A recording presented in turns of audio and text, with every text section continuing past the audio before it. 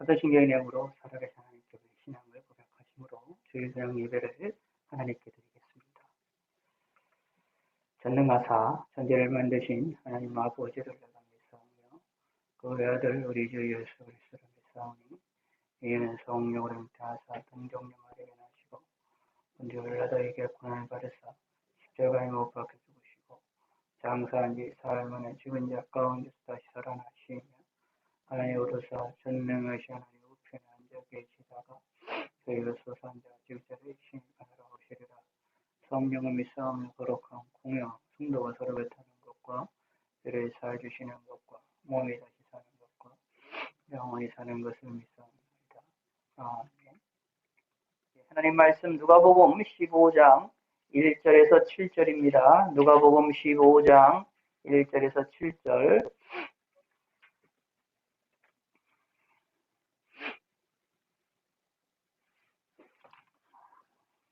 누가복음 15장 1절입니다. 모든 세리와 죄인들이 말씀을 들으러 가까이 나오니 바리새인과 서기관들이 수군거려 이르되 이 사람이 죄인을 영접하고 음식을 같이 먹는다 하더라. 예수께서 그들에게 이 비유로 이르시되 너희 중에 어떤 사람이 양 100마리가 있는데 그중 하나를 잃으면 99마리를 들에 두고 그 잃은 것을 찾아내기까지 찾아다니지 아니하겠느냐. 또 찾아낸즉 즐거워 어깨에 메고 집에 와서 그 벗과 이웃을 불러 모으고 말하되 나와 함께 즐기자. 나의 잃은 양을 찾아내었노라 하리라.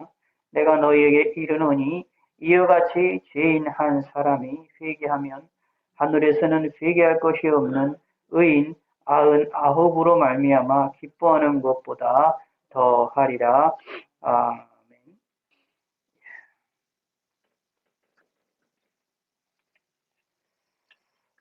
오늘 이 본문에 나와 있는 이 말씀은 이제 양 100마리가 있는데 그 중에 하나를 잃으면 99마리를 두고 그 한 마리 잃은 양을 찾기 위하여 찾다가 그 한 마리를 찾게 되면 그 목자가 그 즐거워하여서 99마리 양을 남겨져 있는 것보다 한 마리의 양을 다시 찾은 것을 더 기뻐하고 즐거워한다라는 내용으로 예수님께서 말씀하시는 내용입니다. 이 본문은 우리에게 너무나도 익숙하고 또 예수님이 우리에게 한 마리의 양을 회개시키는 것을 얼마나 기뻐하시는지를 우리에게 명확하게 보여주고 있는 이 말씀이고 우리 한 사람 한 사람을 얼마나 소중히 여기는지를 우리에게 알려주고 있는 이 본문이 되어지기도 합니다. 자, 이 본문을 통해서 우리가 좀 몇 개 생각을 해봐야 될 내용들이 있는데, 자, 1절을 봅시다. 모든 세리와 죄인들이 말씀을 들으러 가까이 나오니라고 말합니다. 세리와 죄인들, 이 당시사는 여기서 세리와 죄인들이라고 여기 말을 했을 때 유대인들의 입장에서 보면 외부적으로 죄인이라고 불릴 수 있는 사람들입니다.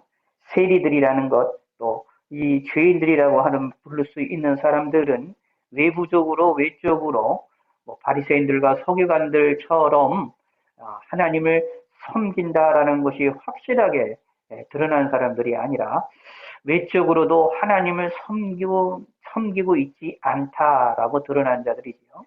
세리들은 로마의 이방인 로마의 입장에서 하나님 백성들의 재산을 가지고 가는 사람들이 되어지기 때문에 탈취하는 사람들이 되어지기 때문에 이방인을 위하여 삶을 살아나가는 사람이기 때문에 유대인 입장에서 보면 그들이 죄인이라고 부를 수밖에 없는 사람들이고 또 죄인이라고 부를 수밖에 없는 많은 이들이 예수님께 나오고 예수님과 함께 음식을 먹으며 때로는 예수님 말씀을 듣기를 좋아한다라는 얘기입니다. 이 모습을 보고 바리새인들과 서기관들은 수군거려 이르게 됩니다. 이 사람이 죄인을 영접하고 음식을 같이 먹는다라고 수근수근 거리는 내용이죠. 자, 이 말의 의미는 이렇게 생각하실 필요가 있습니다. 자, 우리가 이런 바리새인들과 서기관들의 이 수군거림을 우리들의 눈으로 볼 때는 이들이 참 잘못됐고 이들의 생각들이 참 너무나도 편협적이고 너무나도 자신만을 생각하는 생각이다라고 우리가 손가락질을 할 수 있는데, 그런데 우리가 조금만 또 다른 면에서 보면 이들의 생각하는 이 내용들을 우리 또한도 동일하게 생각할 수 있는 내용이다라는 것을 우리가 좀 생각해 볼 필요가 있습니다. 우리가 뭐 이제 뭐 새벽 기도를 봤었고 뭐 계속해서 성경을 통해서 보는 것처럼 하나님이 거룩하니 너희도 하나님께서 말씀하시기를 내가 거룩하니 너희도 거룩하라라고 우리를 향하여 말씀하시는 하나님의 말씀이 있죠. 그러면 이제 율법을 통해서도 보면 뭐가 있느냐 하면 뭐 눈에는 눈, 이에는 이라는 그런 내용들이 있음으로 인하여서 하나님 섬기는 사람들은 거룩함을 가져야 된다라는 것을 강조를 하고 있지요. 그래서 하나님 백성이라고 한다면 거룩한 삶을 살아나가야 된다. 죄를 짓지 않아야 된다라는 거 이야기를 하고 있고, 뭐 잠언서들이나 뭐 시편들의 내용들을 보면 의인과 함께하는 것이 복이 있지 악인과 함께하는 것은 복이 있지 않다라고 하는 것들이 명확하게 이야기가 되어져 있죠. 한번 우리가 찾아보겠습니다. 시편 1편 1절에서 6절까지 한번 읽어보죠.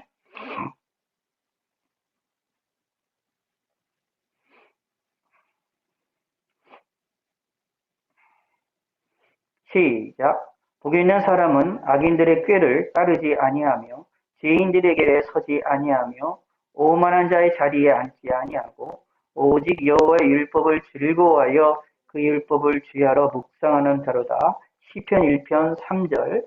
그는 시냇가에 심은 나무가 철을 따라 열매를 맺으며 그 잎사귀가 마르지 아니한 같으니 그가 하는 모든 일이 다 형통하리로다. 악인들은 그렇지 않으며 오직 바람에 나는 겨와 같도다. 그러므로 악인들은 심판을 견디지 못하며 죄인들이 의인들의 모임에 들지 못하리로다. 무릇 의인들의 길은 여호와께서 인정하시나 악인들의 길은 망하리로다.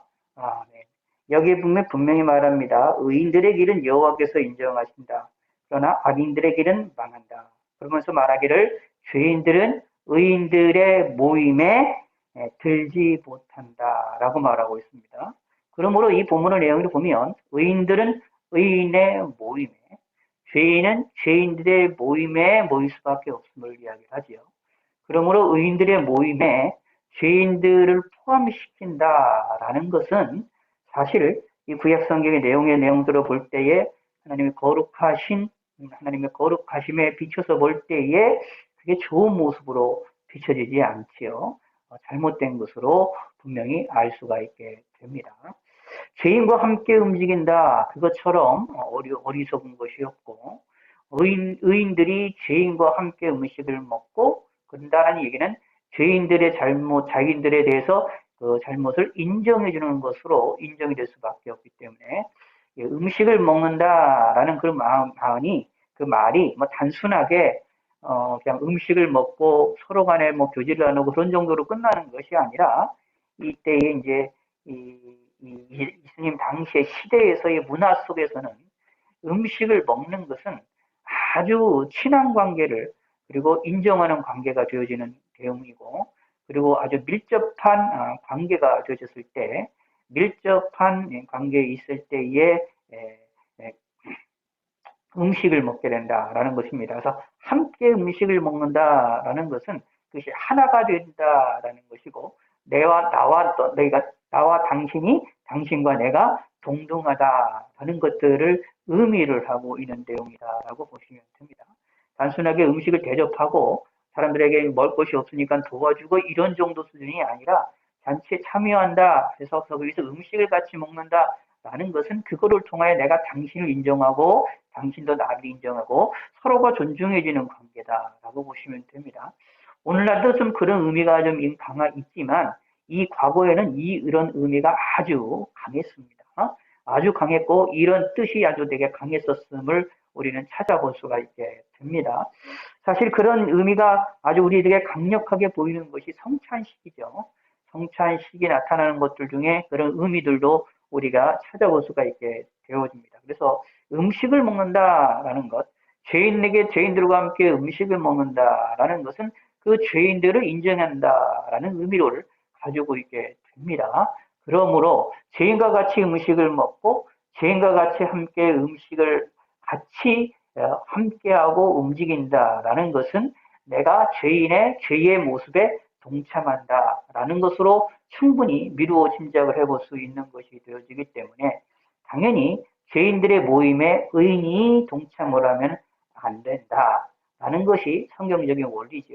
그러면 그 내용 자체가 그 의인들 속에 죄인들이 있으면 또 안 되고 죄인들 속에 의인들이 가면은 안 된다라는 겁니다. 그러므로 이 바리새인들과 서기관들이 생각했던 것처럼 예수님이 스스로가 선지자라고 생각한다면, 예수님을 향하여 선지자라고 생각을 한다면, 예수님께서는 자신이 의롭다고 생각한다면 죄인들과 함께 음식을 먹고 죄인들이 와서 예수님의 말씀을 듣는 일에 대하여서 그 일을 용납을 하면 안 된다라고 사람들은 생각할 수밖에 없습니다. 자, 이 사고방식이 크게 잘못됐느냐? 사실은 어느 정도 옳은 내용입니다.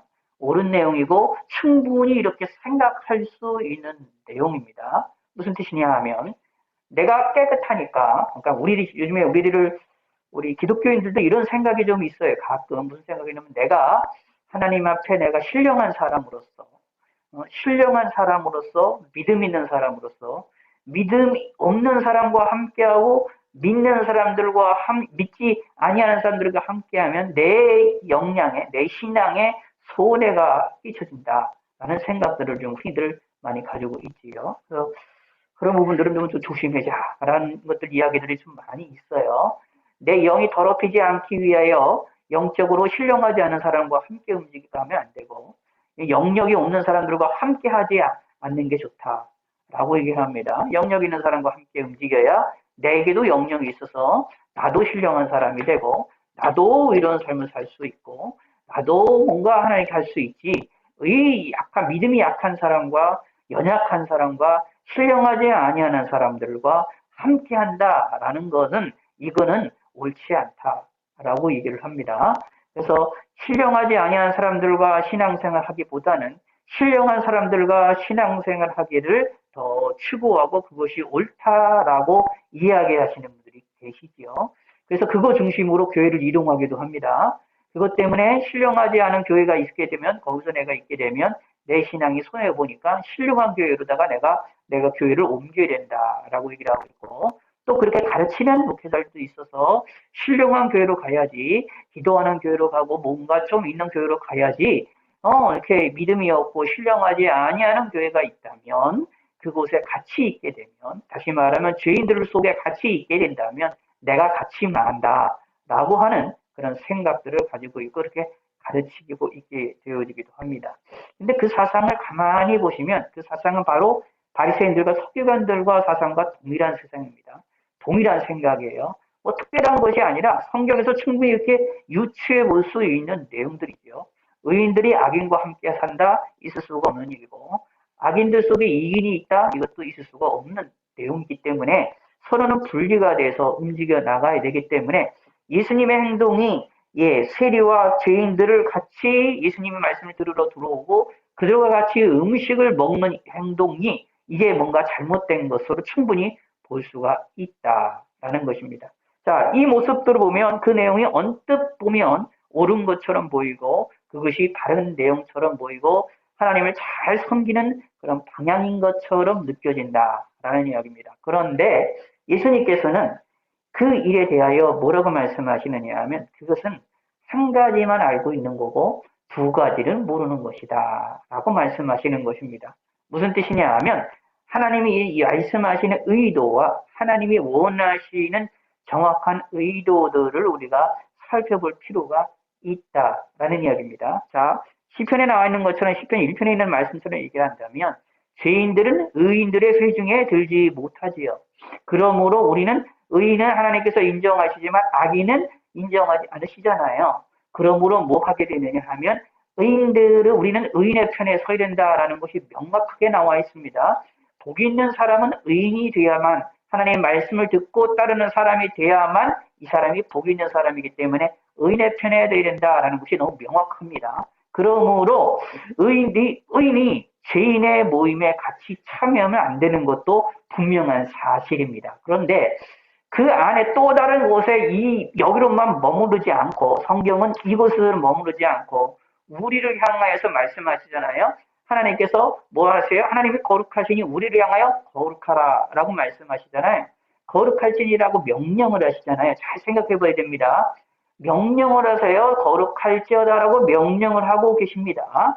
명령을 하고 그 말은 무슨 뜻이냐 하면 우리가 거룩하지 아니한 삶을 사니까 거룩하라라고 말씀하고 계시는 겁니다. 그 말은 무슨 뜻이게 되느냐 하면 분명히 의인과 악인의 분명한 차이가 있고 하나님께서 의인에게 복을 주시고 악인을 멸망시키고 악인을 듣지 않으시는 것도 분명한 사실이고 죄인이 의인의 회중에 들지도 못하는 것도 분명한 사실이기에 우리는 당연히 의인의 삶을 살아나가야 됩니다. 그런데 하나님께서는 또 뭐로 원하시느냐 하면 이 의인의 삶을 살기 위하여 악인들을 그냥 내버려 두지 않으시고 악인들을 향하여서 의인이 되라고 악인들을 향하여 거룩한 사람이 되라고 또 말씀하십니다. 초대하시고 말씀하시고 움직여 나가십니다. 이 사실을 우리는 성경을 통해서 발견을 해낼 필요가 있습니다. 그러므로 여기 바리새인들과 서기관들은 죄인들을 영접하고 음식을 같이 먹는 것이 예수님의 행동이 잘못된 것처럼 이들은 생각을 했지만 사실은 잘못된 게 아니다라는 것이 예수님의 말씀입니다. 왜 잘못되지 아니하느냐 하면 구약에서 나와 있는 율법에 나와 있는 또 다른 중요한 목적이 있어요. 그 목적이 무엇이 있느냐 하면 자 이렇게 봅시다. 십계명을 예수님께서 하나님께서 십계명을 주셨어요. 누구에게 주셨느냐?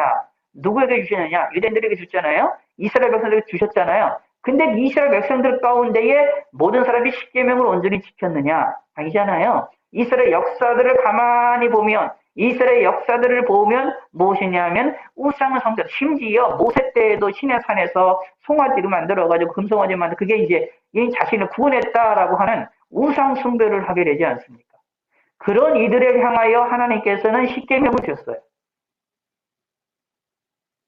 그들을 향하여서 회개하라고 얘기하시고 돌아오도록 하게 만드십니다.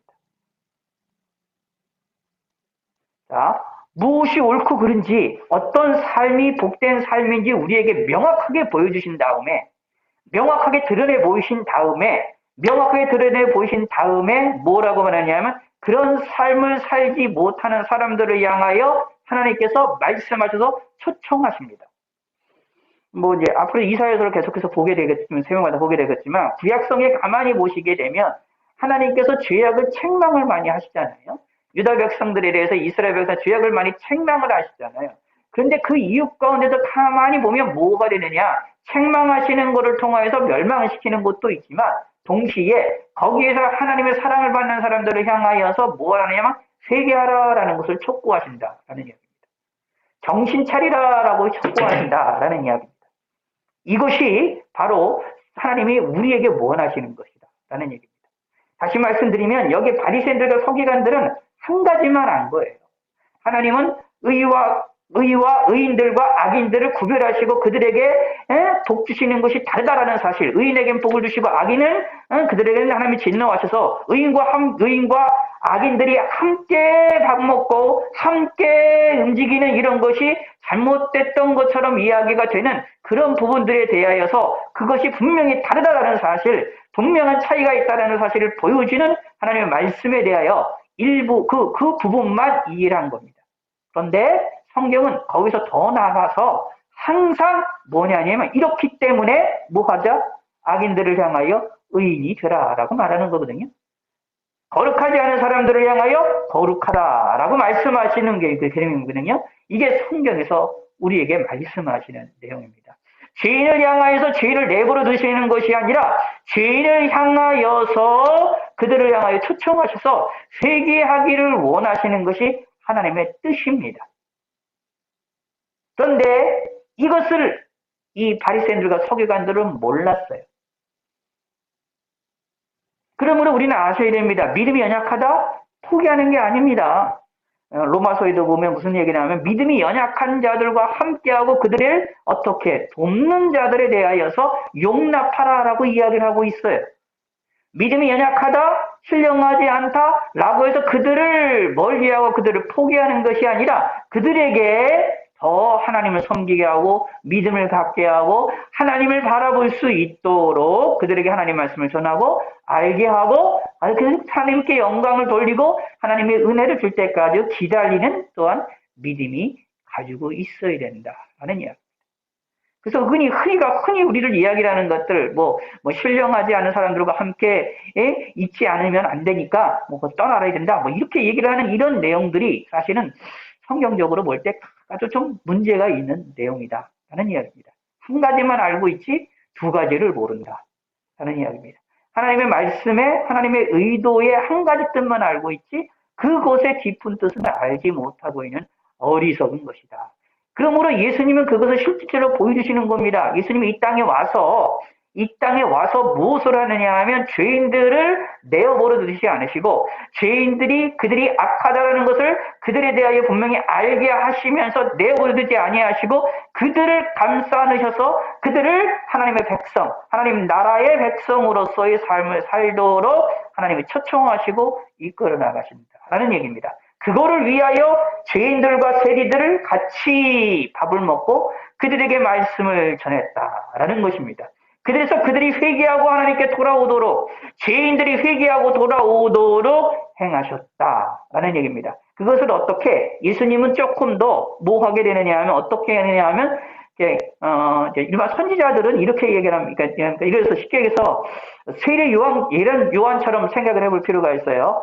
세례 요한의 사역과 예수님의 사역이 약간 다른 면이 있는데 그런 면이 어떻게 되느냐 하면 세례 요한은 어떻게 되냐면 죄인들에 대하여 죄인들에 대해서 멀리 떨어져서 너는 죄인이다. 너희 이런 죄를 졌다라는 것에 대하여 지적을 해주고 드러내고 말씀을 전해서 확연하게 드러내도록 하게 하는 사역을 했습니다. 이게 세례 요한의 사역입니다. 그게 또, 그게 보통 구약 성경의 선지자들의 사역이라고, 사명이라고 보시면 되고, 그런 사역의 그런 특징들을 가졌습니다. 응? 그런 특징들을 가졌어요. 죄인을 향하여 죄가 있다. 라고 하나님, 죄가 있다. 라는 사실을 하나님의 말씀을 그대로 전달하고 알리는 역할을 했다라는 얘기입니다. 근데 예수님께서는 그것으로만 끝나지 않고 좀 다른 사역의 모습이 나는데, 죄가 있으면 죄를 지적하는 것으로만 끝나지 않으시고 그들이 회개할 수 있도록 어떻게 간접적으로 그들의 삶에 들어오셔서 그들과 함께 음식을 먹고 그들이 하나님의 말씀을 들을 수 있도록 하게 하셔서 그들이 하나님께로 돌아올 수 있도록 조금 더 친밀감을 주시는 역할을 했다라는 이야기입니다. 예수님의 사역의 특징이다라고 보시면 됩니다. 세례 요한의 사역과 이 예수님의 사역을 두 개 비교를 해보면 더 명확하게 알 수가 있어요.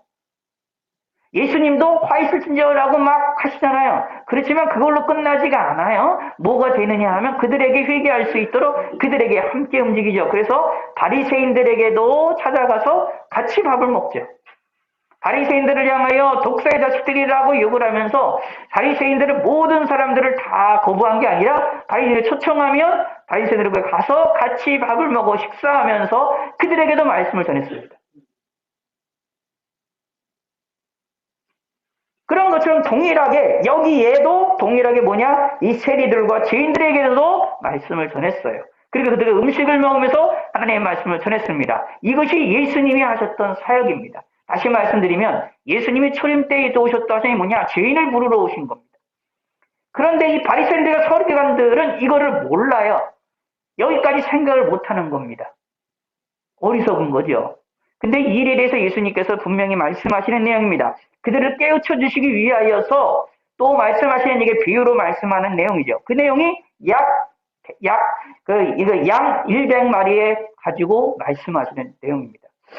100마리의 사랑하는 자가 있으면, 양 한 마리를 사랑하는 목자가 있다면, 한 마리를 잃어버렸을 때 그 양을 찾기 위해서 노력을 한다. 그리고 찾으면 정말로 기뻐하는 것처럼, 하나님께서도 한 마리의 양을 사랑하시기 때문에 죄인 한 사람이 회개하면 하늘에서 회개할 곳이 없는 의인 99 이미 하늘나라에 들어가 있는 천국에 들어가 있는 죽어서 천국에 가 있는 사람들보다 더 이 세상에서 죄인 한 사람이 회개하고 하나님께 돌아오는 것을 하나님께서는 더 기뻐하신다 라고 말하고 있는 겁니다.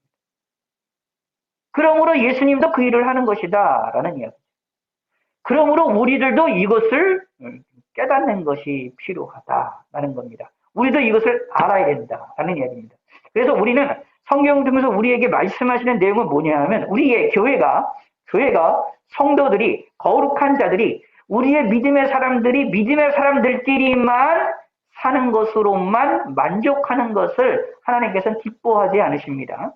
그거로 뛰어넘어서 뭐 하느냐? 믿음의 사람들과 함께하며 그것을 뛰어넘어서 어디 들어가느냐 하면 죄인들 속에 들어가서 죄인들을 통하여서 그들이 하나님께 돌아오도록 그들을 인도하기를, 초청하기를 그것을 기뻐하신다라는 이야기입니다.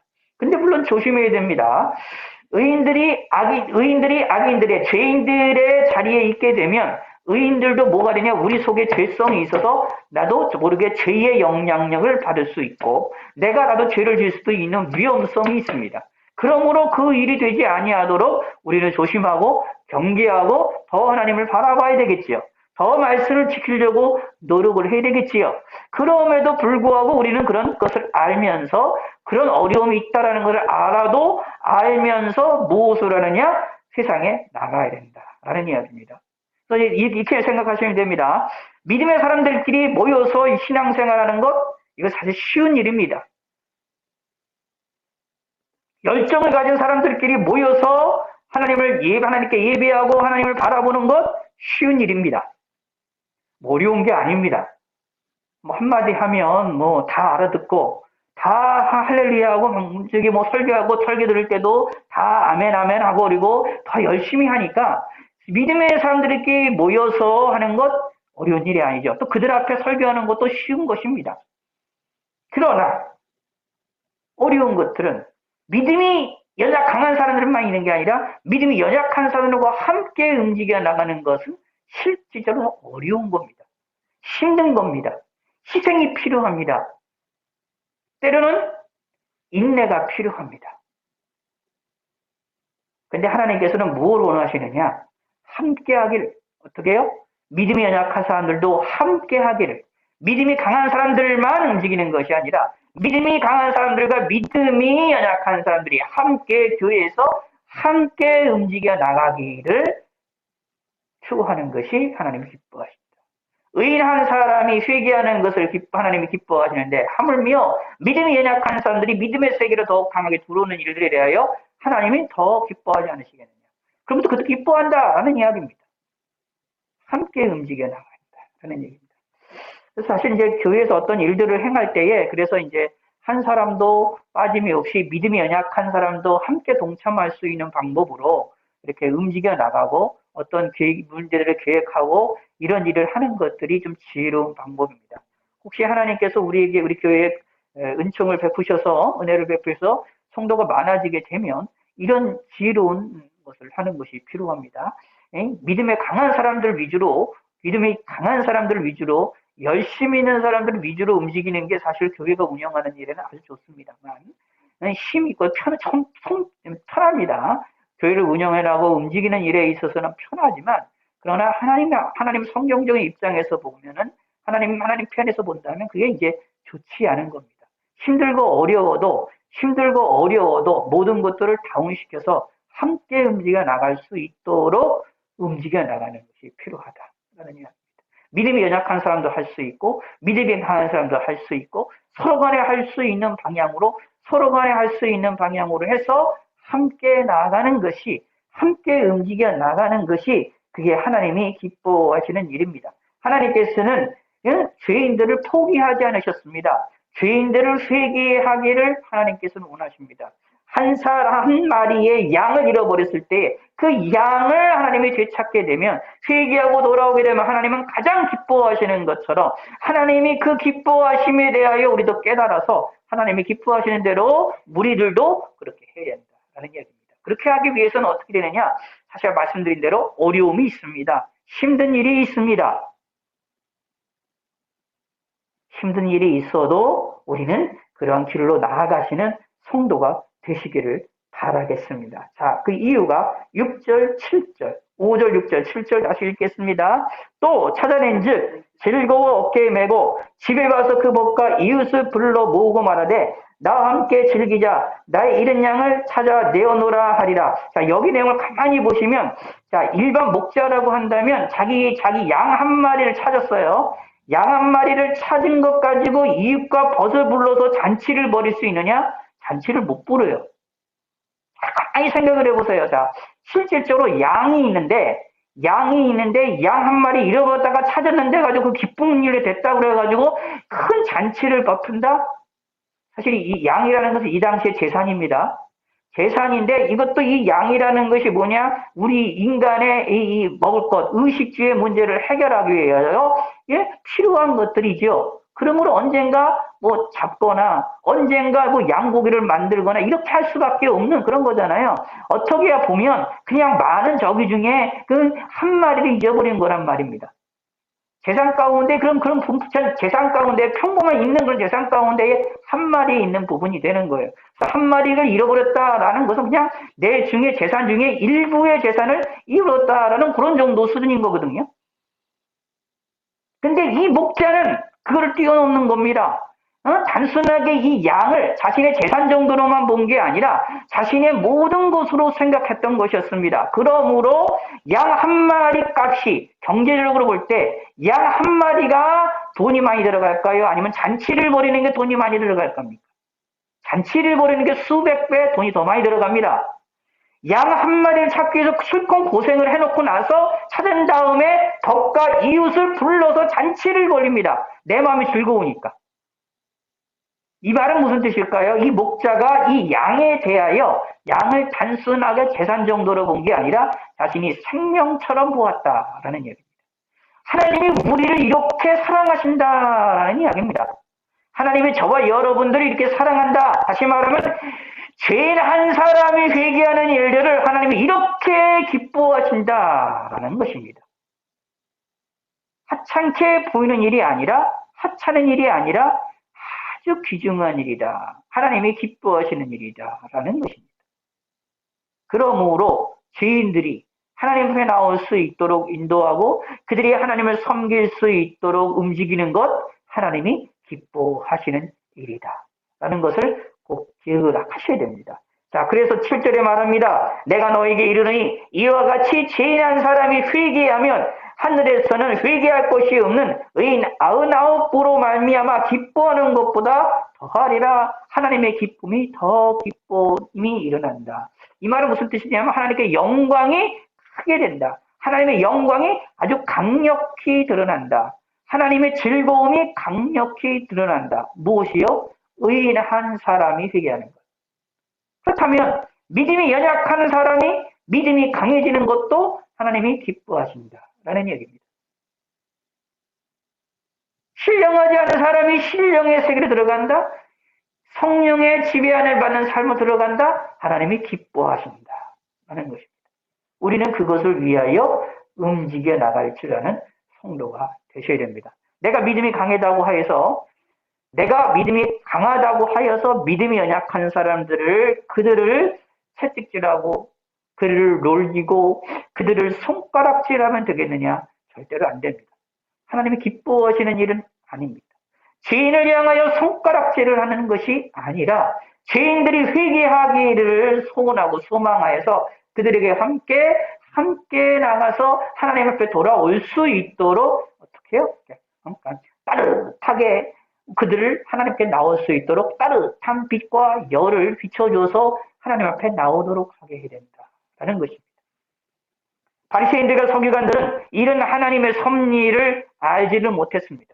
이런 섭리를 깨닫지 못했습니다. 더 정확하게 말씀드리면 구약에서 익히 말하는 이미 그런 하나님의 섭리와 뜻들을 하나님의 말씀의 의미들을 이들은 제대로 이해를 못했던 것이었습니다. 그러니까 겉모습만 보고 판단한 것이었습니다. 예수님은 그러지 아니하였다라는 얘기입니다.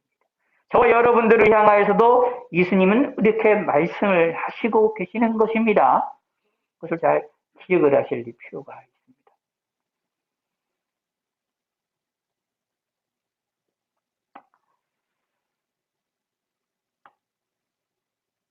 그러므로 우리들도 저와 여러분들이 하나님의 말씀하시는 말씀에 좀 귀를 기울이시기를 바라겠습니다. 어, 이제 복음서에 보면 예수님이 그 사역을 하시면서 가장 먼저 최초로 가장 먼저 사역을 시작하면서 가장 먼저 설교했던 내용이 뭐냐 하면 회개하라 천국에 가까웠느니라라는 말씀이에요.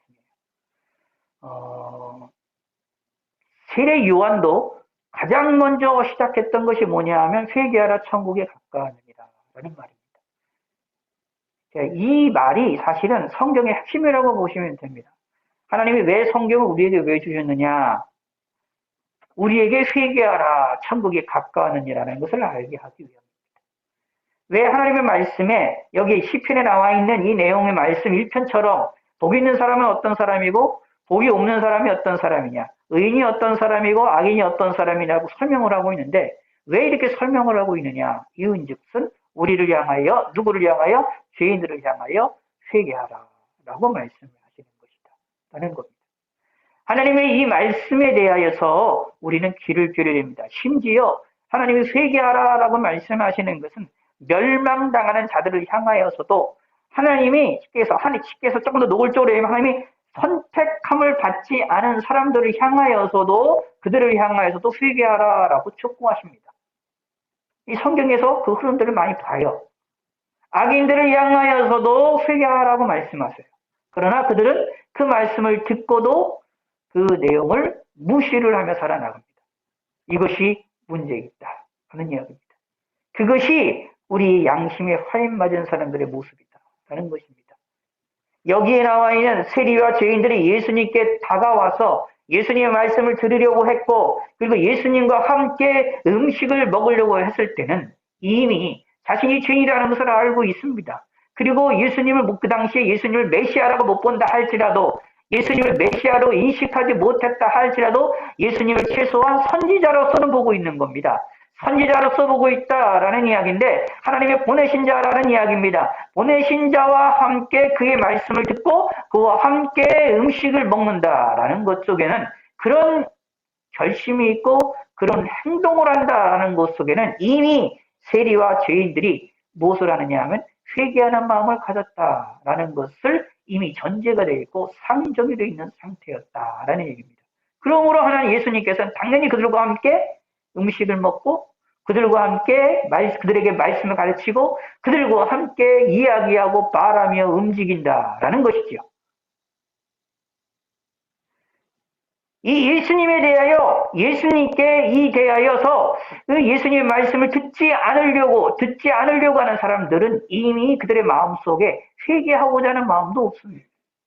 하나님께 가까이 오고자 하는 마음도 없어요. 그러면 하나님이 보내신 자에 대하여 귀를 기울이려고 하는 예수님께 대하여 귀를 기울이려고 하는 행동이나 마음이나 그런 생각조차 갖지 않는다라는 겁니다. 그러나 이 사람들은 그랬죠. 이유인즉슨 예수님께서 그들을 회개시키러 이 땅에 오셨기 때문이다라는 이야기입니다. 물론 하나님께서 이 죄인들에 대하여 심판하시는 때가 있어요. 그때가 언제냐? 재림의 때입니다. 하나님이 회개하라라고 말씀하시는 기회를 주시는 것은 항상 기회가 있습니다. 기회가 아예 없이 모든 기회의 그 기간, 회개할 기간을 없이 기회가 주어지는 그 기간이 없이 그냥 영원토록 하나님께서 그냥 회개할 수 있는 기회를 주시느냐? 그렇지가 않습니다. 항상 기회가 있습니다. 우리에게 있어서는 우리의 기회는 죽기 전날까지, 죽기 전까지가 그렇게 항상 기회가 있는 것이고 동시에 예수님의 재림 때까지가 기회가 있는 것입니다. 예수님이 재림하시게 되면 모든 것이 끝납니다. 예수님이 재림하시는 것은 예수님이 심판의 주로 예수님이 재림을 하시기 때문입니다. 그러나 그때까지는 그 전까지는 하나님께서는 우리에게 계속해서 회개의 기회를 주시는 겁니다. 우리 삶의 개인에게도 마찬가지입니다. 우리 개인의 삶 속에서도 하나님이 우리에게 회개의 기회를 주십니다. 그 기회가 항상 때가 있다라는 것들을 우리는 기억을 하실 필요가 있습니다. 예, 우리 전도서에 있는 말씀을 한번 읽고 우리 마치도록 하겠습니다. 때에 대한 이야기들을 우리 마음속에 항상 염두에 두셔야 됩니다. 이 때를 우리가 이해를 못하게 되면 참 문제가 좀 심각한 것들을 우리가 찾아볼 수 있기 때문에 성경에서 말하는 모든 것이 때가 있다라고 말씀하시는 그 내용들을 우리가 기억을 해볼 필요가 있습니다. 전도서 3장입니다.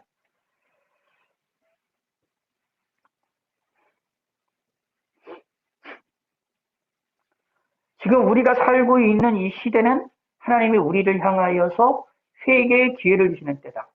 어떻게 보면 이 환란의 시기가, 이 전염병의 이 시기가 어떤 의미로 보면 우리에게 회개를 촉구하는 시기이다 라고 볼 수도 있습니다. 그러므로 그런 의미로 보면 우리 주위의 사람들에게, 예수 믿지 않는 사람들에게 회개하고 예수 믿으라고 우리가 이야기할 수밖에 없는 그러한 일이 되어지기도 합니다. 모든 것은 때가 있다. 3장 1절부터 우리가 함께 8절까지 읽도록 하겠습니다. 범사에 기한이 있고 천하 만사가 다 때가 있나니 날 때가 있고 죽을 때가 있으며 심을 때가 있고 심은 것을 뽑을 때가 있으며 죽일 때가 있고 치료할 때가 있으며 헐 때가 있고 세울 때가 있으며 올 때가 있고 웃을 때가 있으며 슬퍼할 때가 있고 춤출 때가 있으며 돌을 던져버릴 때가 있고 돌을 거둘 때가 있으며 안을 때가 있고 안는 일을 멀리할 때가 있으며 찾을 때가 있고 잃을 때가 있으며 지킬 때가 있고 버릴 때가 있으며 찢을 때가 있고 꿰맬 때가 있으며 잠잠할 때가 있고 말할 때가 있으며 사랑할 때가 있고 미워할 때가 있으며 전쟁할 때가 있고 평화할 때가 있느니라. 아멘.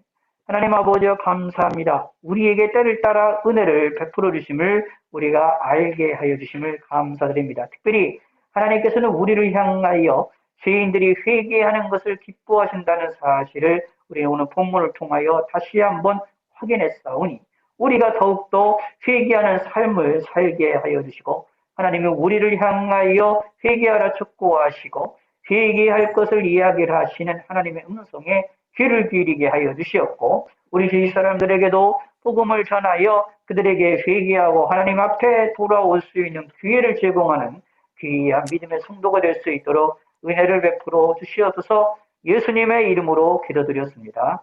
아멘. 이제는 우리 주 예수 그리스도의 은혜와 성부 하나님의 사랑과 성령 하나님의 감화, 감동, 역사, 교통하심이 이 자리에 있는 성도들과 온라인으로 함께하는 성도들과 온 세계 만방 곳곳에 있는 주님의 몸된 교회 위에 지금 이제로부터 영원토록 함께 있을지어다. 아멘.